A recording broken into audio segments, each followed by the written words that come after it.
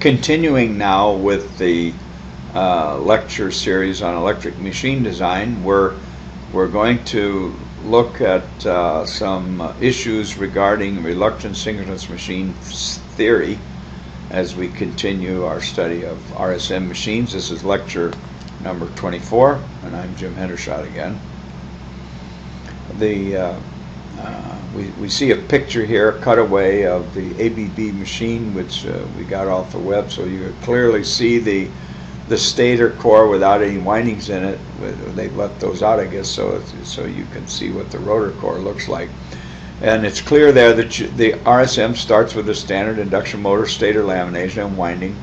And the slot numbers seem to work out okay for the three-phase coil arrangements, which are identical. I suspect they haven't changed those at all. I imagine they're even using maybe the same number of turns per coil right off the production line.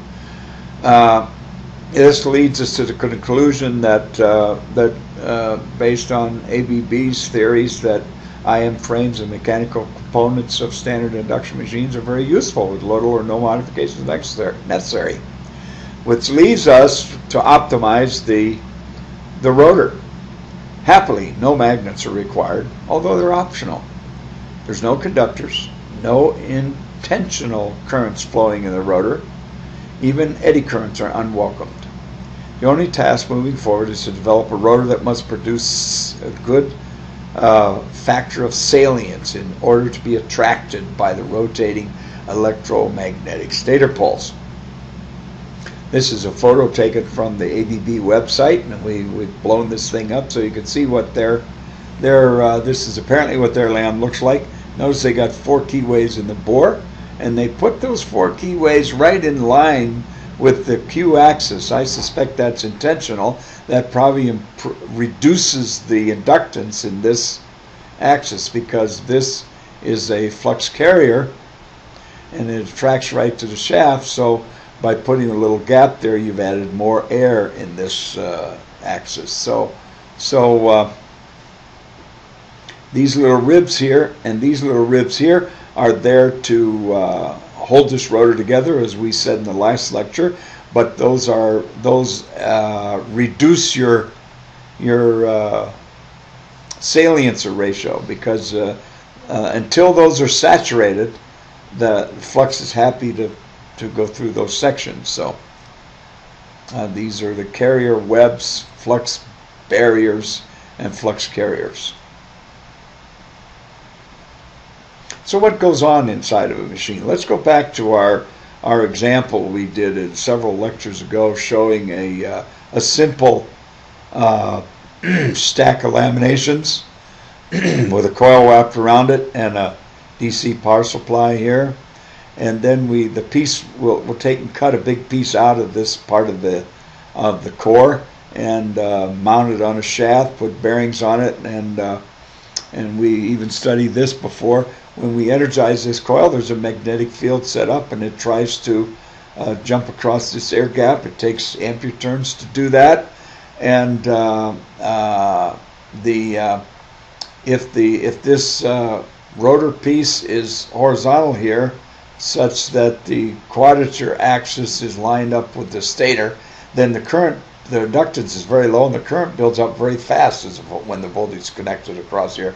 But that creates magnetic lines of flux that go around here that want to jump across that air gap, and they're going to attract this thing. So that there's a big attracting force that we discussed earlier there that puts a moment of force on this, a torque, and this rotates. And as it rotates, the inductance in the circuit that used to be very low, it's increasing as we align this thing up. And so when it's all lined up, the inductance is maximum there. So there's a big difference between the saliency ratio and the inductance ratio, and they're distinctly tied together by the and they're tied together because they're one and the same, and they're determined by how much air we put in the circuit when we were in this axis versus in that axis.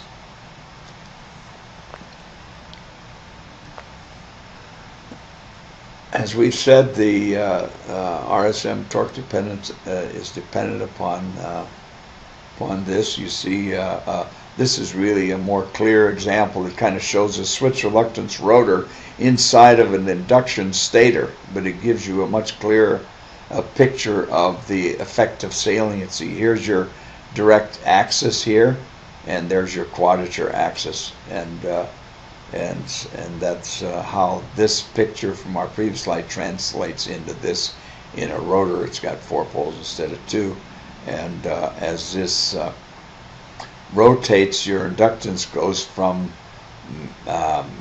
maximum to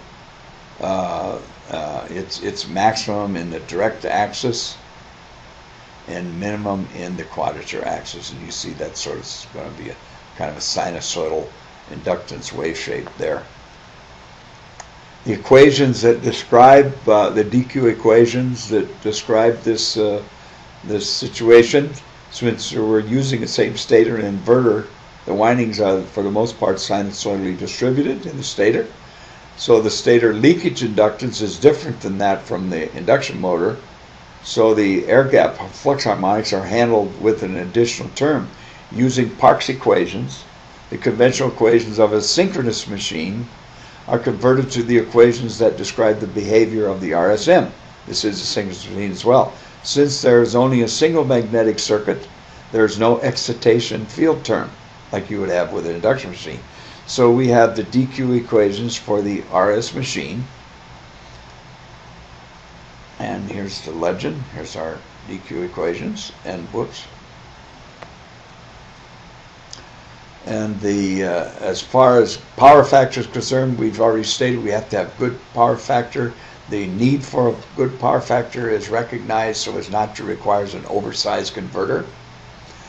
RSM machines over the past have had limited success competing against other machines because of this limited power factor, as we've said, and that's the culprit is a low saliency ratio.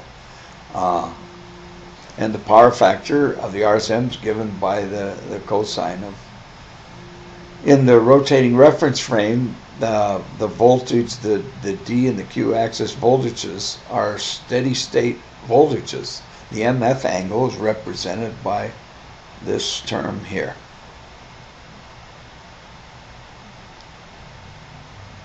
So the power factor is calculated from the cosine of this angle. The torque equations are represented by this formula. The electromagnetic torque of a reluctance synchronous machine is the same as for a synchronous machine, but it certainly is related to the D and the Q axis currents. The D and Q axis values depends on the size of the machine, the total number of conductors in the stator. Of course, the two inductance values vary with the square of the number of turns in series in the machine, measured line to line. These two inductance values vary with the square of the turns in series, the turns in each coil in series. The inductance ratio depends on the saliency ratio of the RSM. More about that coming up, which is set by the amount of air, which is equivalent to the flux barriers, and the amount of steel, which is equivalent to the flux carriers in the magnetic circuit of the coils it's linked with. Coils or phases it's linked with.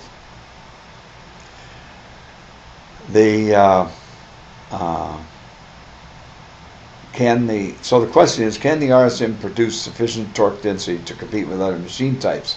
And ABB has recently, as spring 2012, announced a broad RSM product line and claims the answer is yes. So what we're going to do is to see what we have to, what's necessary to achieve such a possibility.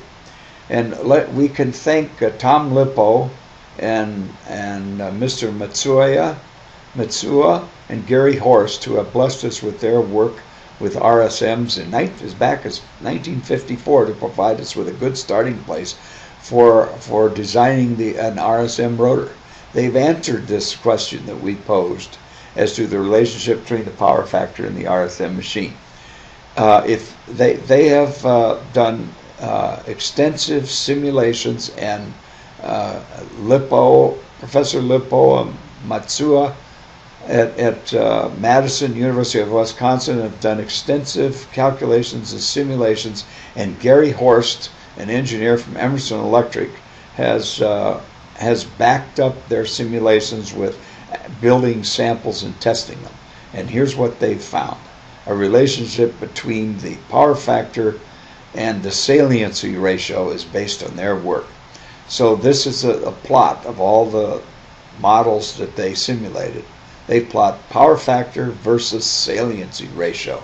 And you can see here as a target for all of us, if you achieve a saliency ratio of 7:1, or an inductance ratio of 7:1 between the Q and the D axis, this equates off of this curve of a power factor of 0.8.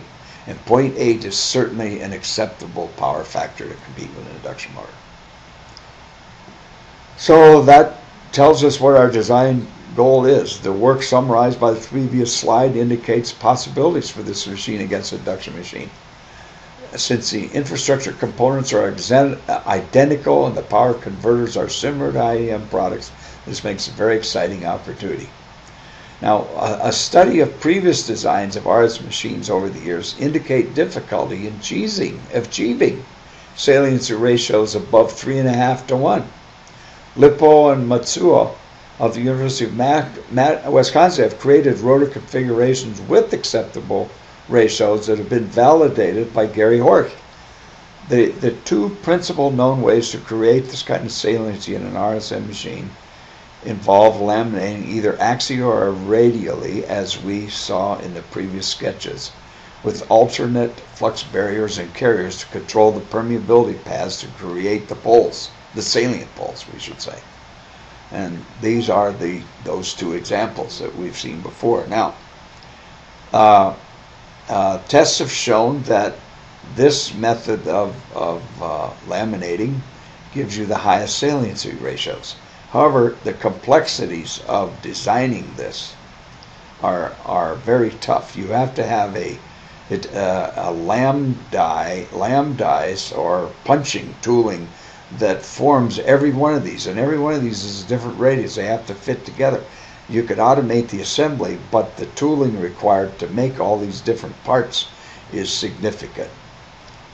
Someone has proposed taking and making two coils of a coil of steel and a coil of an insulating material like a nylon or a Teflon or some other carbon fiber material or something like that, and wrapping these up together like a spool of masking tape and bonding that spool together somehow and then cutting it into pieces. So if you have a complete circle, you could get 4 pieces out of them that become these 4 assemblies. That might be a reasonable way to do it.